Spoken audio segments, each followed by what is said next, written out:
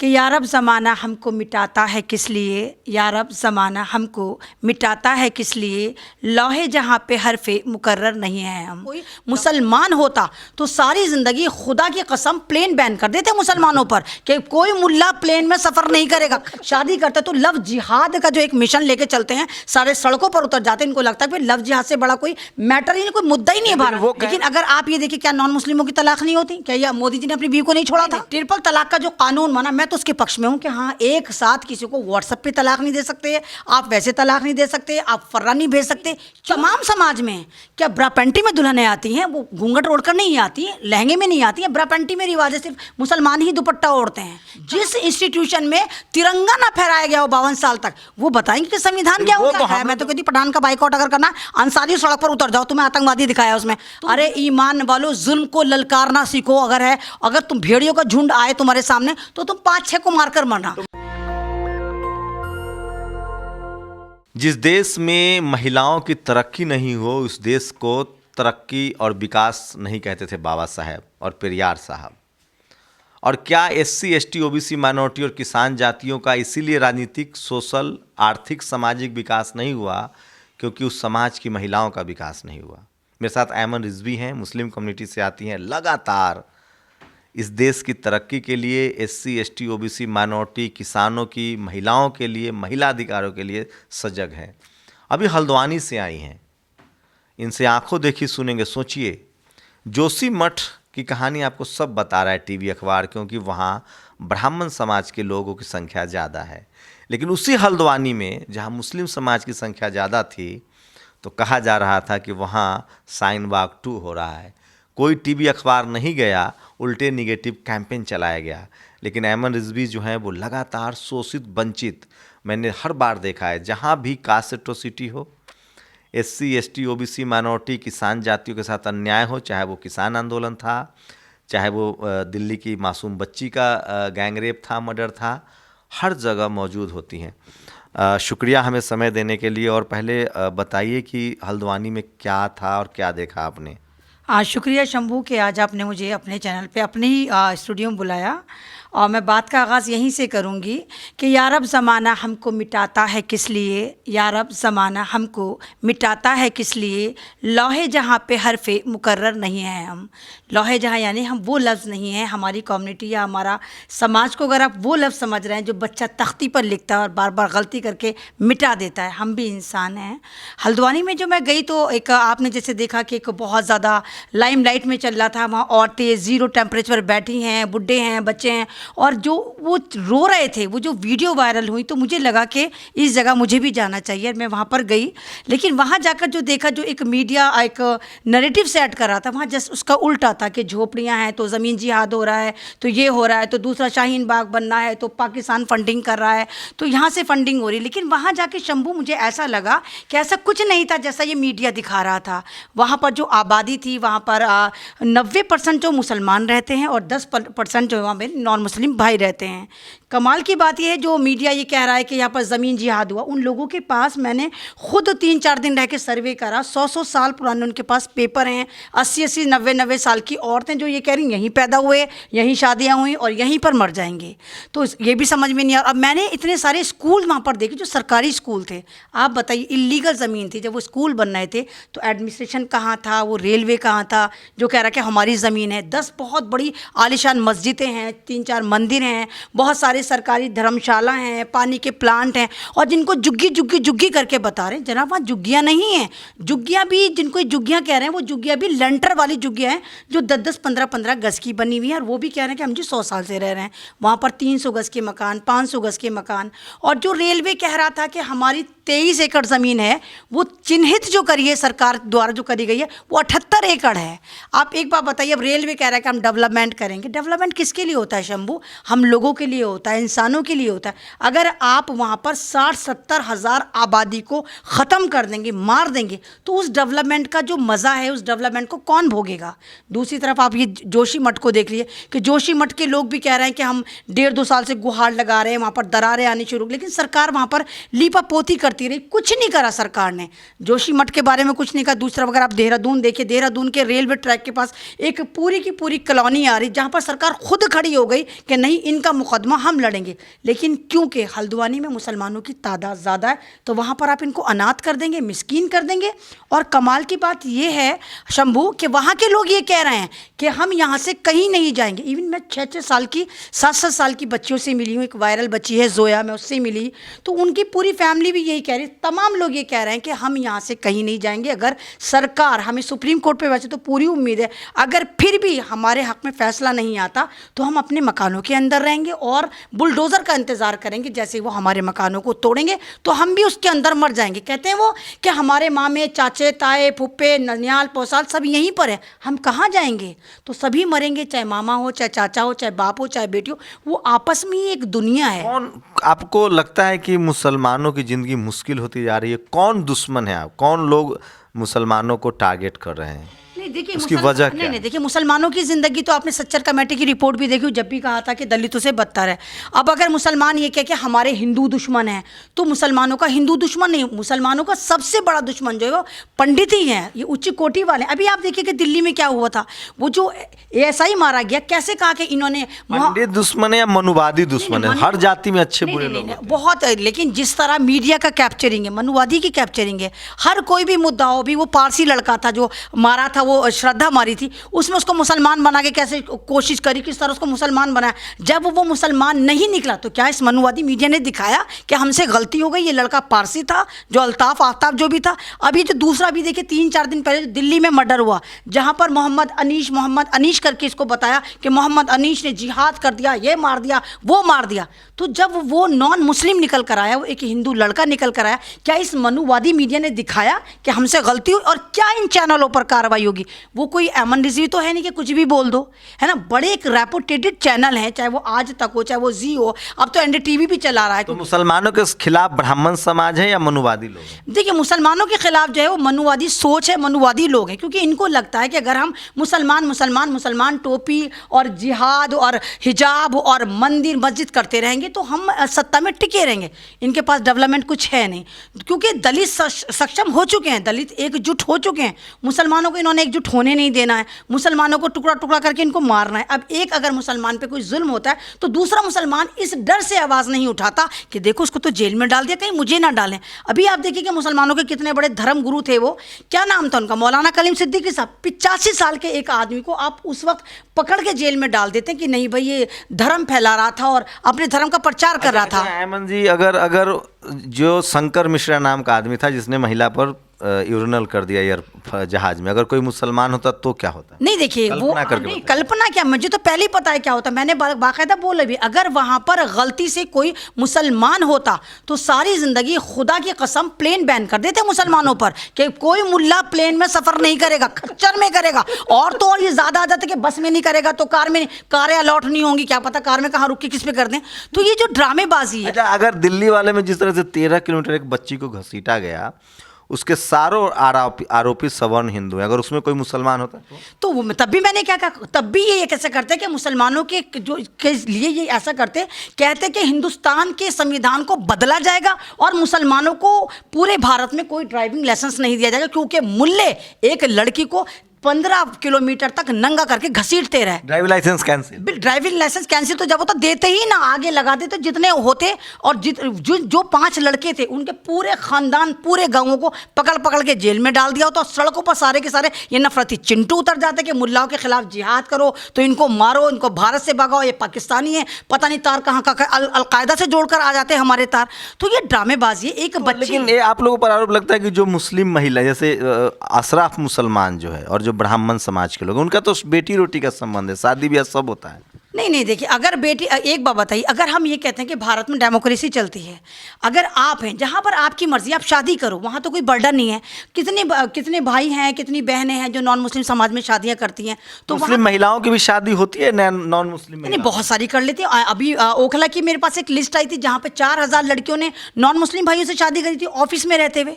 तो उन पे तो किसी ने कोई ऑब्जेक्शन नहीं करा, तो कर लेते हैं। लेकिन अगर कर रहे हैं, वो लोग कह रहे हैं कि जो मुस्लिम पुरुष है ना, वो जानबूझकर मुस्लिम हिंदू महिलाओं को फंसाते हैं। नहीं नहीं नहीं, ऐसा कोई वो नहीं है, तो इल्ज़ाम है। अगर ऐसा है तो आप बताइए ना, जितने के जितने आप बीजेपी में देखिए, मुख्तार अब्बास नकवी हैं, शाहनवाज हुसैन हैं, अभी एक आरएसएस के एक राम करके कुछ हैं, उनके बेटी की जो शादी हुई है वो कांग्रेस के दिग्गज नेता की बेटी से हुई है।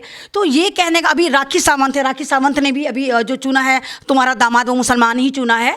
तो तमाम के तमाम, मतलब ये जहाँ पर कोई गरीब गुरबा मुसलमान होता है, अगर वो शादी करता है तो लव जिहाद का जो एक मिशन लेके चलते हैं, सारे सड़कों पर उतर जाते हैं। इनको लगता है कि लव जिहाद से बड़ा कोई मैटर ही नहीं, कोई मुद्दा ही नहीं है भारत वो में। कह रहे हैं कि मुस्लिम समाज, जैसे वर्ण व्यवस्था, जो हम लोग जिस धर्म में पैदा हुए उसमें वर्ण व्यवस्था, उसमें कहा जाता है कि नीच कुल की कन्या ला सकते हैं, नीच कुल में कन्या दे नहीं सकते। क्या मुसलमानों में भी ये मेंटालिटी है कि हम हिंदू महिलाओं से शादी कर सकते हैं लेकिन अपनी बेटी की शादी गैर मुस्लिम में नहीं? नहीं नहीं, देखिए मुसलमानों में खैर ये कॉन्सेप्ट तो, नीच तो मुसलमान में लफ्ज़ ही नहीं आता। अगर मुसलमान, आप ये देखिए कि तमाम जितनी धर्म के नाम पर वो कोशिश करते हैं कि गैर मुस्लिम महिलाओं का गैर मुस्लिम से शादी ना हो। नहीं, वो तो खैर नहीं होता, लेकिन अगर कोई कर ले तो उसको रिफ्यूज़ भी नहीं करते। मतलब अगर वैसे धर्म में ये है कि आप अगर धर्म को मानते हैं, अगर आप इस्लाम को मानते हैं तो आपको शादी इस्लाम धर्म में ही करनी है, क्योंकि आप इस्लाम को मानने वाले हैं। लेकिन अगर कर ले तो ये भी नहीं कि वहाँ पर कोई जिहाद हो रहा है इन चिंटुओं की तरह। भारत में तो डेमोक्रेसी है, कोई शादी ब्याह, ये तो कॉन्स्टिट्यूशनल राइट्स है, तो इस्लामिक देश है नहीं, कोई किसी से कर नहीं नहीं, तो मैंने आपसे ये वाली बात है ना, संविधान के अकॉर्डिंग यहाँ पर कोई भी शादी कर सकता है और लोग करते हैं, तो उनको रिफ्यूज़ भी नहीं कर। लेकिन अगर आप ये कह रहे हैं कि इस्लाम में इस बात की आज़ादी है, तो इस्लाम में इस बात की आज़ादी नहीं। इस्लाम में यही है, अगर आप मुस्लिम हैं, मोमिन है, तो आपकी शादी मोमिना या मोमिन से ही होगी। यानी जो मुसलमान मर्द इस्लाम को फॉलो कर रहा है वो मोमिन कहलाएगा, जो इस्लाम को महिला फॉलो करे वो मोमिना आप कहलाएगी। इसको सही मानती हैं? मेरा तो ये, एक बात बताइए ना, एक जो कहते हैं ना कि इंसान जो है ना, एक अपने ही कुटुंब में अच्छा लगता है।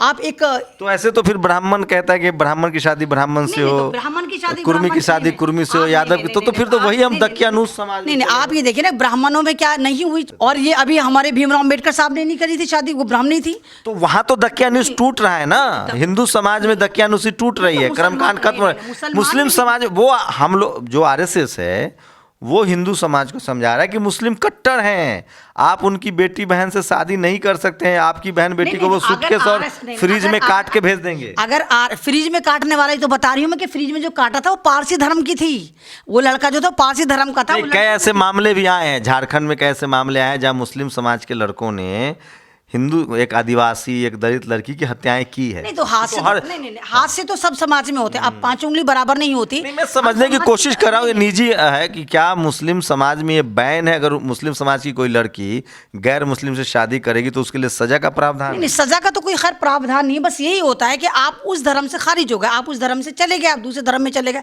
अभी बहुत सारी ऐसी मिसाल हैं, मैं उदित राज जी के पास काफ़ी मैंने काम करा है, उनके करीब हूँ। उनमें उनके साथ एक लड़की रहती है, खुशबू, शायद आप भी जानते हो।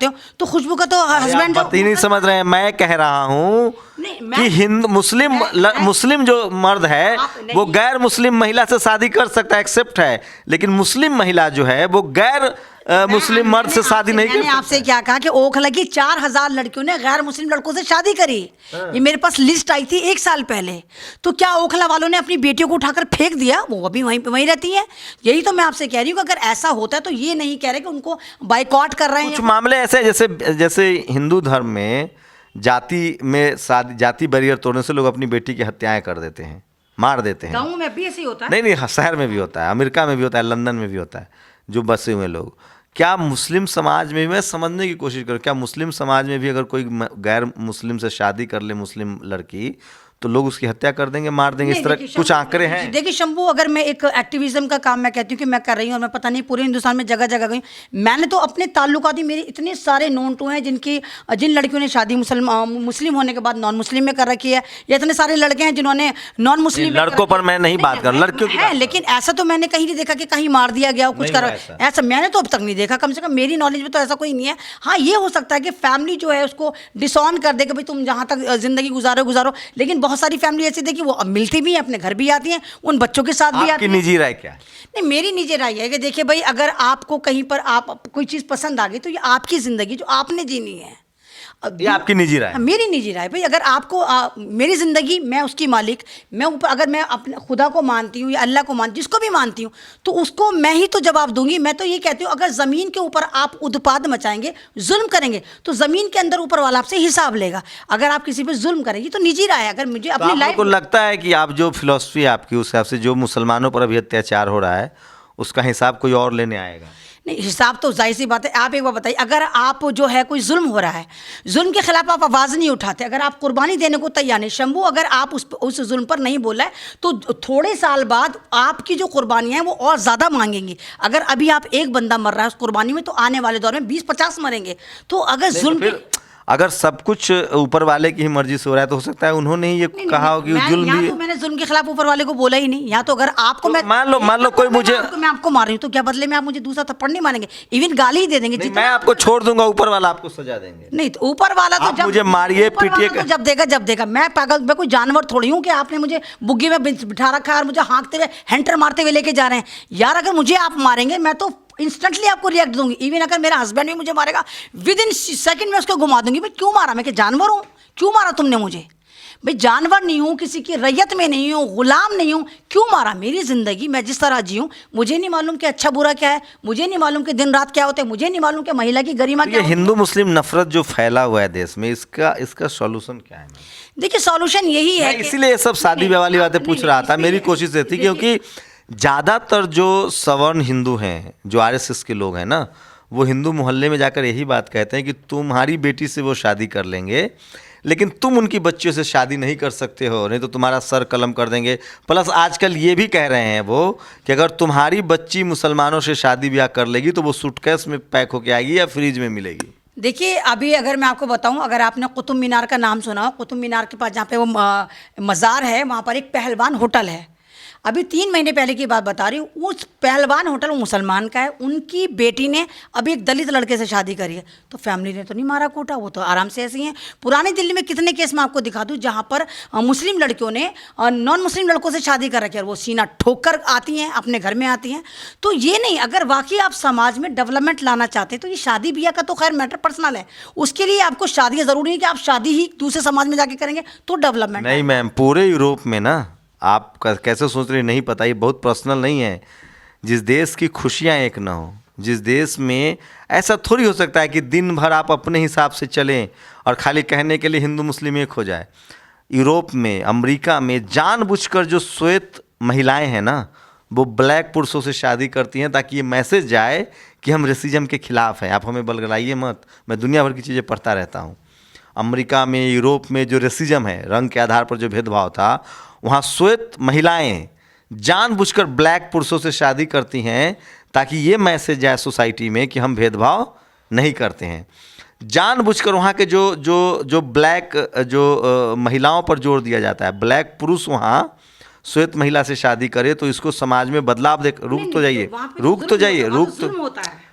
जाइए। अगर कोई श्वेत महिला ब्लैक पुरुष से शादी करती है तो उसको अप्रिसिएट किया जाता है। जैसे भारत में अगर कोई सवर्ण महिला दलित पुरुष से शादी करती है तो उसको अप्रिसिएट किया जाता है, उसको पैसा भी, अंतर जो गैर जातीय विवाह है उसको बढ़ावा दिया जाता है। तो आप हिंदू मुस्लिम की एकता अगर की बात करती हैं तो वो तमाम दकिया न्यूज़ चीज़ें तो ख़त्म होनी चाहिए ना। कैसे एकता बनेगी? आप कह रहे हैं कि शादी ब्याह निजी मामला है, तो आपको लगता है कि पॉलिटिकल मामला है? बिल्कुल पॉलिटिकल मामला है इस देश में। मैं शादी करूंगी अपने लिए करूंगी, या मैं मतलब पार्टी के लिए शादी करूंगी, मतलब पार्टी में मैं जाके वली में करूंगी और उनको दिखाऊंगी भाई मेरा पति है, वो मैं लेके घूमूंगी ना, पार्टी थोड़ी ना लेके घूमेगी। नहीं, एक मैसेज मामला है, एक ही तो पर्सनल मामला रह गया भारत में शादी, आप उसको भी कह रहे हैं कि पॉलिटिकल मामला है। बाकी सब कुछ तो पॉलिटिकल मामला इसलिए कि इस देश में जाति धर्म को लेकर इतना बैरियर है, इतना रिस्ट्रिक्शन है। एक बात बताइए, मतलब आप ऐसे कह रहे हैं कि जैसे हिंदुस्तान में सब कुछ चंगासी हो गया है, बस सिर्फ एक शादी ही है जो अंतर जाति या अंतर कास्ट नहीं हो रही है। मतलब एक मुसलमान अगर हिंदू से शादी करेगी तो भारत में सब कुछ चंगासी हो जाएगा। मुझे बताइए, हिंदू धर्म में जातिवाद कैसे खत्म होगा? सब लोगों का विचार है कि अंतर जातीय विवाह हो।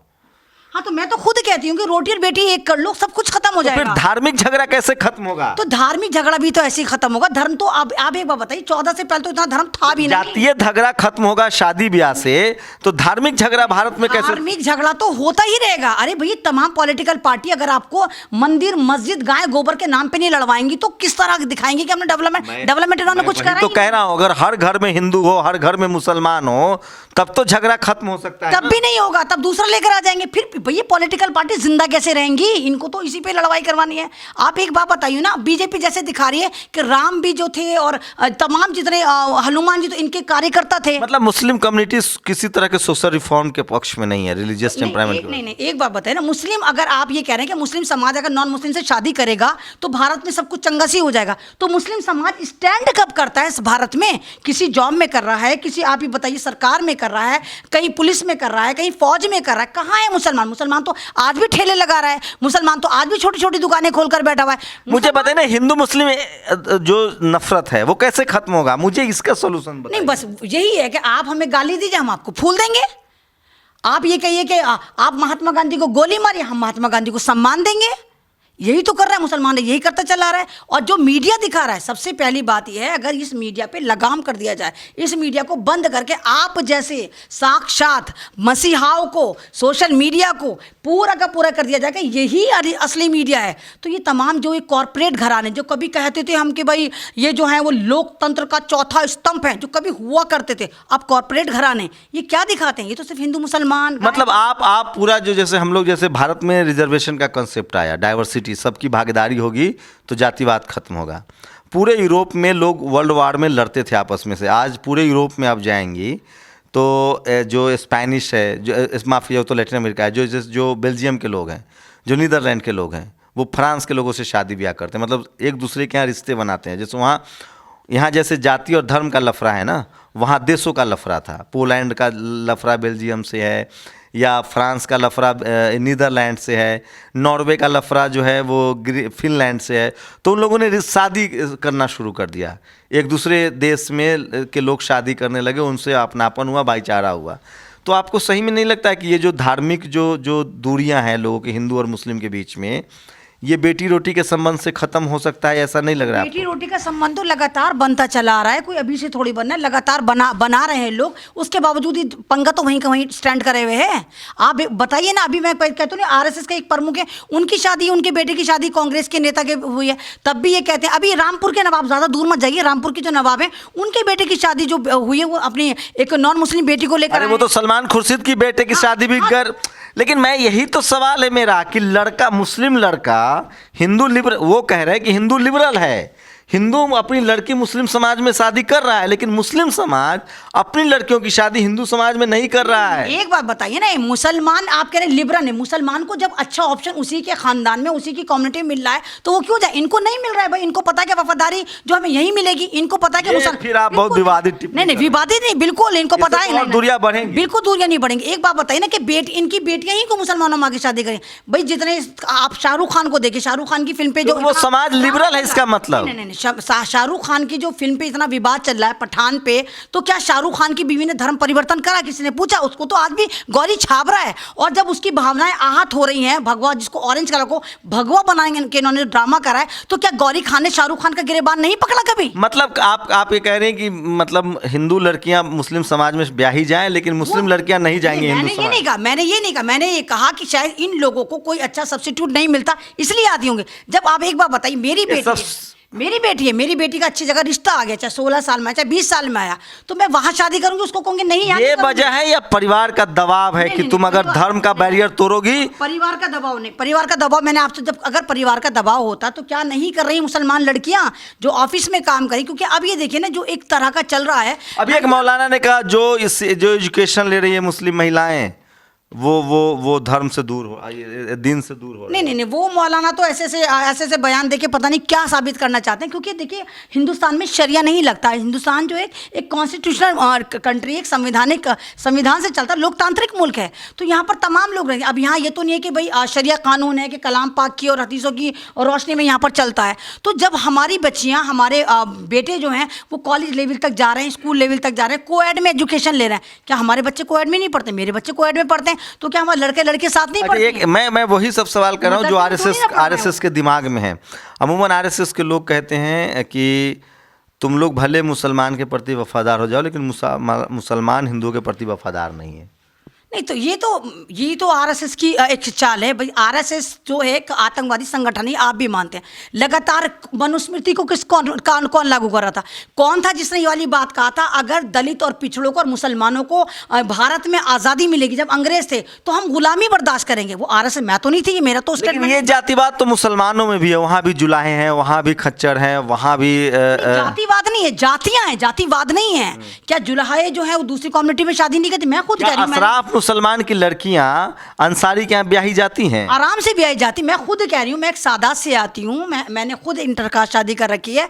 मैंने नहीं, मेरे खानदान में हुई। मेरी जो पूरी इंटायर फैमिली ज़्यादातर अमेरिका में रहते हैं, वो तमाम के तमाम यहाँ से हिंदुस्तान से शादी करके लेके जात थोड़ी देखते हैं। बस लड़की पढ़ी लिखी है, खूबसूरत है, एडजस्ट हो जाएगी, चले जाते हैं। लेकिन वहाँ जात मैटर नहीं करती। अमेरिका में रहते हैं ना, इसलिए। मेरे ऑफिस में एक लड़की थी, वो अशराफ मुसलमान, मेरे ही खानदान ना, चाहे मेरे ऑफिस में एक लड़की थी, अशराफ मुसलमान थी। वो सरेआम कहती थी कि मैं नीच जात के मुसलमान से शादी नहीं करूंगी। हम लोग साथ बैठ लेते हैं, नमाज पढ़ लेते हैं, लेकिन शादी बेटी रोटी का संबंध नहीं। देखिए, मैं एक अहले सुन्नत हूँ, मुझे नहीं मालूम कि आप कहाँ कह रहे हैं। मैं एक अहले सुन्नत हूँ, देवबंद से बिलोंग करती हूँ, देवबंद से मेरा खानदान है। लेकिन हमारे यहाँ तो ऐसा नहीं देखा गया। हमारे यहाँ तो खानदान को प्रीफर करा जाता है कि खानदान अच्छा हो, लड़की अच्छी हो, और जो एक दो खानदानों का जुड़ाव हो, वो एक आपसी बॉन्डिंग से हो। वहाँ पर जात नहीं मैटर करती। कहाँ जात मैटर करती है? अब जिस तरह लड़कियों को आप आज़ादी देखिए, मल्टीनेशनल कंपनी में जॉब करती हैं, जीन्स पहनती। मैं आपके यहाँ पे स्टूडियो में अकेली नहीं आई, मेरे पीछे क्या बुरखा और हिजाब करके पूरे तबेले करके मुझे क्या डोली में लेकर आए छुपाते छुपाते। और मैंने क्या नकाब लगाकर, मैं अव्वल बात तो मैं नकाब लगा के भी नहीं बोल सकती थी। अगर इस्लाम में इतना ही कह दो भाई, यूँ कह दो भाई आपने मुंह क्यों दिखाया, फिर कहेंगे जी तुमने आवाज़ क्यों सुनाई। वो एक आरएसएस की और सवाल है। मैं समझिए अभी आरएसएस का प्रवक्ता हूँ, इसलिए वो कहते हैं कि ट्रिपल तलाक को लेकर मुस्लिम महिलाओं को में अंदर से खुशी है कि ट्रिपल तलाक को लेकर कानून बना, लेकिन बाहर में वो पुरुषों के दबाव में कह रही हैं कि नहीं गलत हुआ है। एक बात बताइए, मतलब सिर्फ ट्रिपल तलाक पर बात करनी और हलाले पे बात करनी और हिजाब पर बात करनी, ट्रिपल तलाक में तो हमें खुद पता है कि एक बात बताइए, अगर मेरा पति मुझे छोड़ रहा है तो ये जो एक कानून बनाया था जब राजीव गांधी जी थे, और वो क्या नाम था उस औरत का जिसपे तलाक पे जिसने मैटर, उसके हस्बैंड ने शादी कर ली थी, तो उस वे पे बना था। 3 तलाक़ें एक साथ हो ही नहीं सकती, वो अलग अलग टाइम में होती हैं, वो एक समाज के उसमें है। लेकिन अगर आप ये देखिए, क्या नॉन मुस्लिमों की तलाक नहीं होती? क्या ये मोदी जी ने अपनी बीवी को नहीं छोड़ा था? वो कौन सी तलाक थी जो मोदी जी छोड़कर आए? मतलब ट्रिपल तलाक को लेकर जो कानून बना है, आपकी राय क्या है उस पर? आप पक्ष में हैं या ट्रिपल तलाक बना रहना चाहिए? नहीं, ट्रिपल तलाक का जो कानून बना, मैं तो उसके पक्ष में हूँ कि हाँ, एक साथ किसी को व्हाट्सएप पे तलाक नहीं दे सकते, आप वैसे तलाक नहीं दे सकते, आप फर्रा नहीं भेज सकते। क्यों देंगे आप तलाक? और जबकि इस्लाम मेरा ये कहता है कि अगर कोई भी मर्द दूसरी शादी करता है तो उसके लिए उसकी पहली बीवी की रजामंदी होनी ज़रूरी है। लोग तो नहीं करते, छुपा के कर लेते हैं और ज़बरदस्ती व्हाट्सएप पे भेज देते हैं। तो जब फिर आप ना, तो फिर अगर आप इस्लाम को फॉलो नहीं करें, क्योंकि इस्लाम को इन्होंने ऐसा बना दिया बहुत आसान, जिसका मर्जी जिस तरह उसने मोड़ दिया और कह दिया मेरा दीन कहता है। आरएसएस का और प्रश्न है कि जो मुस्लिम महिलाएं, उनको जानबूझकर नकाब पोश बुर्का में रखा जाता है। तो एक बात बताइए, शहरों में तो लड़कियां मतलब मॉडर्न रहती हैं, ये जो गाँव में जो घूंघट पड़ता है, क्या अभी भी तमाम समाज में क्या ब्रा पैंटी में दुल्हनें आती हैं? वो घूंघट ओढ़कर नहीं आती हैं, लहंगे में नहीं आती हैं। ब्रा पैंटी में रिवाज है, सिर्फ मुसलमान ही दुपट्टा ओढ़ते हैं। कहाँ कौन ओढ़ता है? आपकी अपनी मर्जी है, आप अपने आप को कवर करके चल रहे हैं या खोल कर चल रहे हैं, आपकी अपनी मर्जी है। ऐसे हो सकता है कि आज की भारत की नारी किसी दबाव में रह लेगी, आज 2 साल का बच्चा भी ना यूट्यूब निकाल कर कह देता है, ये पुलिस को फ़ोन करता है मेरी माँ ने मारा, मेरा बाप ने मारा। जिस तरह सोशल मीडिया पे एक अवेयरनेस आ गई, तो आपको लगता है कि आरएसएस की नज़रों में आप लोग धार्मिक कट्टरपंथी हैं? नहीं, तो आरएसएस खुद क्या है? शाखा में क्या सिखाया जाता है? सुबह शाम हिंदू मुसलमान, हिंदू मुसलमान, हिंदू मुसलमान। आरएसएस खुद क्या करती है? आरएसएस तो खुद तमाम के तमाम जितनी भी भारत में आतंकवाद की जितनी भी गतिविधियां होती हैं, सारी की सारी ये करती है। महात्मा गांधी को गोली मारते हैं, तो क्या महात्मा गांधी को गोली मारना जायज़ है? ये तो आपको भी पूछना चाहिए। जिस इंस्टीट्यूशन में तिरंगा ना फहराया गया हो 52 साल तक, वो बताएंगे कि संविधान क्या होता है? वो तो हम लोग जब उनसे जातिवाद पर सवाल पूछते हैं ना, एमन साहब, तो वो लोग हमको कहते हैं कि मुसलमान में भी जातिवाद है, तुम उससे सवाल क्यों नहीं पूछते हो? वो हमें कहते हैं कि जैसे हम लोग जिस धर्म में पैदा हुए हैं उसमें जो कुरीतियां हैं, सुनिए तो मेरा सवाल सुनिए। हम लोग जिस धर्म में हैं, जिस धर्म में हम पैदा हुए, उसमें जो कुरीतियां हैं, उस पर जब हम बात करते हैं तो वो कहते हैं हमें कि तुम इस्लाम पर बात करते हो, हम कहते हैं कि हमें हम सिंपल सी बताइए जहाँ पे भी मस्जिद आपने कहीं देखी हो, कितनी मस्जिदें पड़ती हैं, कहीं पे लिखा हुआ है क्या नाम है, तेली की मस्जिद, ये जुलाहे की मस्जिद, ये पठान की मस्जिद, ये सैयद की मस्जिद, मस्जिद के ऊपर सिर्फ मस्जिद लिखा हुआ होता है। वहाँ कोई भी धर्म का जाकर, किसी भी कास्ट का जाकर मतलब नमाज इबादत साथ कर सकते हैं, शादी ब्याह नहीं है मुसलमानों में। शादी ब्याह जाति देख के कौन कह रहा है कि नहीं, जाति देख के नहीं होती शादी। जाति भी अगर आपको आपकी जाति में मिल रहा है तो सही है, वेल एंड गुड, नहीं मिला तो दूसरी जाति में। आरएसएस वालों का आरोप है कि आप लोग कट्टर होते हैं, धार्मिक कट्टर होते हैं, और ये इस पर क्या कहेंगे? 99 साल से आरएसएस ने इसी पे तो काम करा है कि किस तरह भारत को तोड़ा जाए। अब वो कामयाब होते नजर आ रहे हैं, सोशल मीडिया इनके हाथ में आ गया, कुछ भी नैरेटिव सेट कर देते, कुछ भी दिखा देते हैं कि कट्टर है, और तमाम फिल्में मुसलमानों के विरोधी बनाई जाती हैं। जैसे पठान में दिखाया, मैं तो कहती पठान का बाइकआउट अगर करना, अंसारी सड़क पर उतर जाओ, तुम्हें आतंकवादी दिखाया उसमें, तुम जुलाहे थे, तुम कपड़ा बुनते थे, तुमने भारत के लोगों पर, दुनिया के लोगों को कपड़ा, तो अशराफ मुसलमान पठान जो है वो उसको आतंकवादी, शाहरुख खान की मूवी है ये, वही पैसा लगा रहे हैं और वो अंसारी को आतंकवादी कह रहे हैं। तो मतलब इसका मतलब है कि जात पात मुसलमानों में भी है। नहीं तो पठान मूवी को शाहरुख खान ने थोड़ी बनाई है, शाहरुख खान उसमें एज ए एक्टर ही तो है। नहीं, उसी की फिल्म है भाई, उसी का प्रोडक्शन है, उसी के पैसे लगे, उसी के इशारे पर सब कुछ हुआ। चलिए अगर हुआ तो फिर इस पर कार्रवाई करनी चाहिए, तमाम के तमाम जुलाहों को उतर जाना चाहिए जो अंसारी बन के बैठे हुए ना। अंसारी तो उन्होंने एक इज्जतदार टाइटल लिया है, लेकिन असल में तो वो जुलाहे हैं जो कपड़ा बुनने वाले थे। तुम्हें आतंकवादी बता दिया, बताओ पठान में, और तुम आराम से चुपचाप बैठे हो। तुम जो आमिर खान, शाहरुख खान और सलमान खान, ये तीनों जो हैं वो बेचैन घूम रहे हैं राष्ट्रवादी दिखने के लिए आरएसएस के नजरों में। ये लोग तीनों शो करते हैं कि हम अलग, मुसलमानों से अलग हैं, हम ही सबसे बड़े राष्ट्रवादी हैं। नहीं तो ये दिख क्या रहा है, बाकी मुसलमानों के आतंकवादी नहीं तो ये तो आराम से दिख क्या रहे, तो हमेशा मोदी जी के प्रोग्राम्स में होते हैं, तो हमेशा कोई भी ऐसा प्रोग्राम है वहाँ होते हैं। आप चाहे आमिर खान की 3 बीवियाँ देख ली, तीनों की तीनों पंडितानी करी उसने, तो दिख क्या रहे हैं, ये तो हैं, ये तो दिख रहे हैं। ये कोई, हम किसी एक्टर का धर्म नहीं बता सकते, वो एक पब्लिक धरोहर है। लेकिन अगर आप पब्लिक धरोहर हैं तो आप अपनी फिल्मों में ऐसा नेगेटिव मैसेज कैसे दे सकते हैं? आप जुलाहों को कैसे बता सकते हैं कि देशद्रोही हैं जिन्होंने आपको कपड़ा दिया? एक और सवाल आज समझे, मैं आरएसएस का प्रवक्ता हूँ, उस लिहाज से सवाल पूछ रहा हूँ। मुझसे आरएसएस का प्रवक्ता मुझे मिल जाए? नहीं, हिंसा नहीं करनी चाहिए, सबसे बातचीत, डायलॉग होनी चाहिए। मेरा सवाल वही है, ये जो धर्म की खाई है, इसको कैसे पाटा जाए? शादी ब्याह नहीं करेंगे एक दूसरे से, एक दूसरे के साथ उठेंगे बैठेंगे नहीं, खाएंगे पिएंगे नहीं, तो ये नफरत कैसे दोस्ती में बदलेगी? आप कोई दूसरा रास्ता है? देखिए सबसे मेन जो इसका हथियार है वो एजुकेशन है। आप जितना ज़्यादा अपने बच्चों को पढ़ाएंगे, जितना ज़्यादा आप उनको अवेयर करेंगे, जितना ज़्यादा आप उनको समाज की अच्छाई और बुराइयों के बारे में बताएंगे, तो उनका जो एक दिमाग है, दिमाग तो वैसे तो 250 ग्राम की बुद्धि है, लेकिन जैसे जैसे आप इसमें फीड करते चले जाते हैं तो मेमोरी जो है ना वो बहुत ज़्यादा बढ़ती चली जाती है, एक्सटेंड होती चली जाती है। तो सबसे बस एक ही हथियार है तमाम लोगों के पास, चाहे वो दबे हुए हैं, चाहे वो दबे कुचले हैं, चाहे वो दलित समाज है, चाहे ओबीसी समाज है, चाहे आदिवासी समाज है, चाहे मुस्लिम समाज है, अगर आप अपने बच्चों को अच्छी एजुकेशन देते हैं तो फिर वो खुद डिसाइड करते हैं कि उनको कहाँ। मुस्लिम समाज को ये लगता है कि जो भारत का संविधान है वो परफेक्ट है और उसके हिसाब से अगर हम रहें चले तो सब कुछ सुरक्षित रहेगा, हमारा दीन, हमारा संपत्ति, हमारी जिंदगी। देखिए मुसलमान हमेशा संविधान के साथ रहे हैं। अगर आपने देखा होगा सावित्रीबाई फुले ने जो पहला स्कूल खोला था वो फातिमा शेख की ज़मीन पर खोला था, जो आज जर्जर हालत में, जहाँ पर तमाम लोगों को जाना चाहिए, उस स्कूल को मरम्मत करके सही बनाना चाहिए। तो मुसलमान संविधान पर तो ब्लाइंड फेथ करता है, लेकिन अब संविधान जिनके हाथों में जा चुका, जो लगातार उसको मिसयूज़ कर रहे हैं, मुसलमान उस पर यकीन नहीं करता, ना आरएसएस पे यकीन करता है, ना भाजपा पे यकीन करता, क्योंकि वो जिस तरह मुसलमानों को कटहरे में खड़ा कर रहे हैं, कहीं आतंकवाद के नाम पर, कहीं मारता कोई दूसरा है और मुसलमानों का टैग चला देते हैं, टीवी में उल्टी सीधी मुसलमानों की न्यूज़ दिखाते हैं, कहीं ज़मीन जिहाद तो कहीं शाहीन बाग को मिनी पाकिस्तान बता देते। तो संविधान पे यकीन है, लेकिन यहाँ की जो मौजूदा सरकार है उस पर मुसलमान को इतना सा भी यकीन नहीं है। अभी आपने जैसे अगर आपने देखो इमरान प्रतापगढ़ी की एक गज़ल थी, गज़ल में क्या बोला था इमरान प्रतापगढ़ी ने? कितने साल पहले उसने बोला था, अरे ईमान वालों जुल्म को ललकारना सीखो, अगर तुम भेड़ियों का झुंड आए तुम्हारे सामने तो तुम 5-6 को मारकर मरना। तो मुसलमानों का दुश्मन कौन है? भारत में मुसलमानों का दुश्मन कौन है? मैंने क्या मनुवाद है और कौन होगा?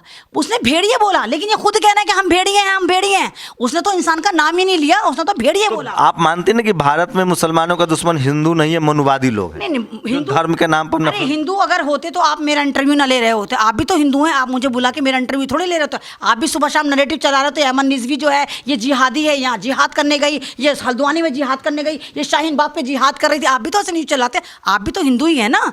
तो दूसरे जो ओबीसी हैं, अखिलेश है, चाहे आप बिहार की तरफ चले जाइए, ये यादव परिवार है, ये हिंदू नहीं है, तो क्या इनके साथ कोई मुसलमान काम नहीं करता? मनुवादी सोच जो है, मेन पंगा जो है यहीं से आ रहा है, मेन जो है फ्यूज जो है यहीं से उड़ा हुआ है। इस फ्यूज को अगर तुमने सही कर लिया तो पूरा भारत सही हो जाएगा। मुसलमान तो कहता है हिंदू हमारा दुश्मन है, मुसलमान हिंदुओं को कहा जा रहा है मुसलमान तुम्हारा। मुसलमान तो बेचारे इतने मतलब इतने काबिल हैं कि अभी भी मैं कहीं जाती हूँ तो कहते हैं मैडम जी बड़ी अच्छी न्यूज़ दिखाई, हमें भी अपने न्यूज़ चैनल पे दिखाओ। उनको यही नहीं पता कि मतलब एंकर क्या होता है और एक स्पीकर क्या होता है। तो बेचारे होते थे सीधे इतने बेवकूफ़ हैं, वो यूज़ ही नहीं करते, वो देखते ही नहीं। बेवकूफ़ नहीं है, यहाँ पर मेहनत कश लोग हैं। अरे मेहनत कश, अगर आप मेहनत करें तो आप दिन भर ये भी तो देखें कि भारत की धरती पे क्या हुआ, हुकूमत ने क्या करा, आपके खिलाफ किस तरह की। अच्छा आप फंस गई, अब आप फंस गई। मुस्लिम महिलाओं की सड़कों पर भागीदारी क्यों नहीं है? राजनीति में, सामाजिक काम में, बस एक शाहीन बाग में निकली, उसके बाद क्यों नहीं ऐमन रिजवी की तरह महिलाएं राजनीतिक सामाजिक भागीदारी? बहुत सारी महिलाएं हैं जो हो सकता है कि चैनल की नज़र ना पड़े, बहुत सारी महिलाएं, औरत ओखला में इतनी सारी सोशल एक्टिविस्ट हैं जो बोलती हैं, लगातार इंटरव्यू देती हैं, ऐसा कुछ नहीं है। लेकिन मेरा कहने का मतलब यही है कि ये सही है कि महिलाओं पर दबाव है, घर में पेट्रियार्कल समझती हैं, पेट्रियार्कल। अब दबाव नहीं है, अब दबाव नहीं है, अब पेट्रियार्कल समझती है ना। हर घर में नौकरानी है। अगर आपको ये लगता है कि रोटी कैसे पकेगी तो सालन कैसे पकेगा तो बच्चे कैसे पलेंगे। मैं 5 दिन हल्द्वानी रहकर आई हूँ, मेरे तो बहुत छोटे छोटे बच्चे हैं। अच्छा, एक आरएसएस की और धारणा है कि आप लोग नाश्ता, ब्रेकफास्ट, लंच, डिनर सब में नॉनवेज खाती हैं। ये नहीं तो ये तो खुद खाने वाले जो खुद मुर्गे तोड़ते हैं और मुर्गे पे एतराज़ करते हैं। अभी हाँ मैं बताऊं, मैं हल्द्वानी से आ रही थी, मैंने खुद देखा कि झटका मीट पॉल बेच रहा है, झटका मीट शिव बेच रहा है। तो वो क्या था, तुम तो खुद बेच रहे हो ना झटका मीट के नाम से। तो मैं सोची थी कि वीडियो बना दूं, लेकिन रात ज़्यादा होती, दिमाग मेरा वैसे था कि हल्की हल्की बस चल रही है, नहीं बनाया।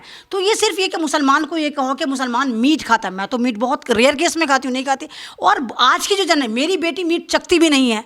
तो ये सिर्फ एक नैरेटिव सेट करके सोशल मीडिया पर और आप स्ट्रीम चैनल पर मुसलमानों को ये दिखाते हैं कि मांसाहारी है, मांसाहारी है। चलिए मेरे साथ चलिए, आपको लेके चलती हूँ दरियागंज के वो मुर्गे की कोने की दुकान पर। खुदा की कसम 90% वहाँ पर सारे के सारे यही खा रहे होंगे मनुवादी सोच वाले, नोच नोच के। मुसलमानों की औकात नहीं 450-500 रुपए किलो का चिकन फ्राई खरीदे। तो सिर्फ बदनाम मुसलमान होगा, बोटियां ये नोचेंगे। खाने से बदनामी तो रही है। हाँ तो बदनामी आप ही तो कह रहे हैं कि नाश्ते में भी मीट खाते हो, तो डिनर में भी खाते हो, तो लंच में। मैं तो आज आरएसएस का प्रवक्ता, आरएसएस जो हमें जो हमारे मोहल्ले में आके जो आरएसएस बताता है वो इसलिए हम सोचते। तो आप इतने बड़े पत्रकार हैं, शंभू, हर शंभू, घर घर शंभू हैं आप, हर घर में आप पहुंचते हैं और आज आपको तमाम लोग आपको फॉलो करते हैं, देखते हैं कि शंभू क्या कह रहा है। अगर शंभू भी अपनी बुद्धि मतलब यहाँ पर यूज ना, चलिए मेरे साथ मैं कहती हूँ, दिखाती हूँ आपको कि कहाँ कहाँ। एक बात सुनिए, मुसलमानों को ईमानदारी से मैं बता रहा हूँ, मुसलमानों को होली पता है, मुसलमानों को दिवाली पता है, मुसलमानों को छठ भी पता है, मुसलमानों को रक्षाबंधन भी पता है। इस देश में जो हिंदू जिसको ये लोग कह रहे हैं, उनको तो मैं फिर कह रहा हूँ, हिंदुओं को पता ही नहीं है कि मुसलमानों का त्यौहार कौन है, पहले क्लियर सवाल। लेकिन इस देश के ब्राह्मण को पता है तजिया क्या होता है। इस देश में मैं तो फिर कह रहा हूँ, जो अशराफ मुसलमान है और जो ब्राह्मण समाज है, जो हिंदू धर्म में सबसे ऊपर है और जो मुस्लिम में सबसे ऊपर है जाति में, उन दोनों का बेटी रोटी का संबंध है और वो दोनों एक दूसरे के यहाँ खीर, सेवैया, मटन, चिकन सब एक्सचेंज करते हैं। आप इस बात से, इस पर क्या कहें? नहीं देखिए, अगर आप ये वाली बात कह रहे हैं कि मैं अपनी बात, तो ये गैप जो है ना, जैसे मैं हिंदू हूँ लेकिन मुझे आपके 5 त्योहार नहीं पता, इसका मतलब सामाजिक रूप से हम बहुत दूर हैं, गैप है। तो आप लोग, आप जो मुस्लिम अमीर हैं, उनको तो ये गैप दूरी का स्कूल खोलना चाहिए। आप मुझे 10 अपने त्यौहार का नाम बताइए ताकि कम से कम नेशनल दस्तक के दर्शक जान जाए। मैं तो 10 तो त्यौहार नहीं, मैं तो खाली ईद और बकरीद, इसके अलावा तो कोई त्यौहार नहीं मनाया जाता हमारा। एक ईद होती है, एक बकरीद होती है, और भी कई सारी चीज़ें होती हैं। ईद और बकरीद सिर्फ, इसके अलावा कोई त्यौहार नहीं हो। तो हाँ, एक अपना फैमिली का जो, हमारे फैमिली में सिर्फ 2 एक मतलब फंक्शन मनाए जाते हैं, एक वलीमा और एक अकीका। जब बच्चा पैदा होता है तो उसको धूमधाम से अकीका कहते हैं कि उसका फंक्शन, शादी वाले को वलीमा। हाँ, हमारे यहाँ लड़की की शादी मतलब लड़की का जो फंक्शन होता है उसमें इतना सा भी पैसा खर्च करने का हुक्म नहीं आया। सिंपली 2-4 लोगों को बुलाओ और ले जाओ। नहीं, एक ईद होता है, एक बकरीद होता है, लेकिन और भी कई चीज़ें होती हैं। जैसे जो कब्रिस्तान में जो एक त्यौहार होता है जहाँ बत्तियां जलाई जाती हैं, और नहीं, वो जो है ना, वो एक कहते हैं ना कि पिछड़े हुए मुसलमान, जिनको नहीं पता कि एक बात बताइए, जो बेचारे मर गए वो क्या हमारा भला करेंगे। वहाँ मोमबत्ती जलाओ, चाहे अगरबत्ती जलाओ, चाहे पूरी परफ्यूम की फैक्ट्री लगाओ, वो नहीं सुनेंगे। भावनाएं याद कर देंगे। नहीं, भावनाएं याद क्या मतलब, आप मतलब बताइए, जो बंदा चला गया वो हमारी सुनेगा भाई, जो जिंदा है वो तो हमारी सुन नहीं रहा, मरा हुआ हमारी बात सुनेगा कैसे? सुनेंगे जो मरे चले गए। जो दुनिया छोड़ छोड़कर चले गए। तो जिनकी मुसलमानों के दो ही बड़े त्योहार हैं, ईद और बकरीद।